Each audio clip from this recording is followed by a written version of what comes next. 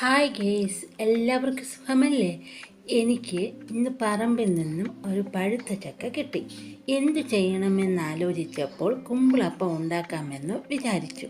നിങ്ങളെല്ലാവരും എൻ്റെ കൂടെ വന്നേക്കൂ.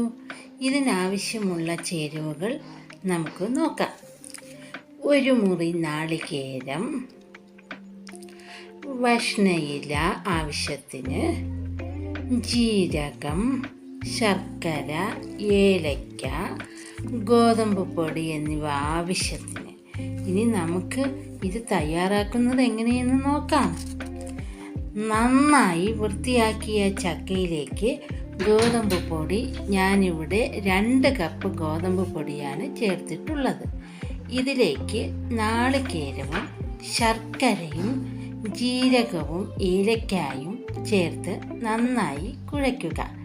ശേഷം വഷ്ണയിലയിൽ ഓരോ ഉരുളയായി എടുത്ത് കുമ്പിൾ പോലെ പൊതിഞ്ഞെടുക്കുക.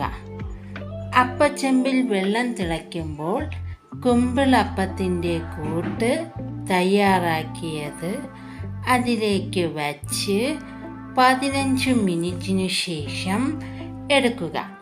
ഇനി നമുക്ക് കുമ്പിളപ്പം എങ്ങനെയുണ്ടെന്ന് നോക്കാം. നന്നായി വെന്ത് നല്ല സോഫ്റ്റായ കുമ്പിളപ്പം കണ്ടോ? ഇത് നിങ്ങളെല്ലാവരും ഉണ്ടാക്കി നോക്കണേ. അടുത്ത വീഡിയോയിൽ കാണുന്നത് വരെ എല്ലാവർക്കും ബൈ.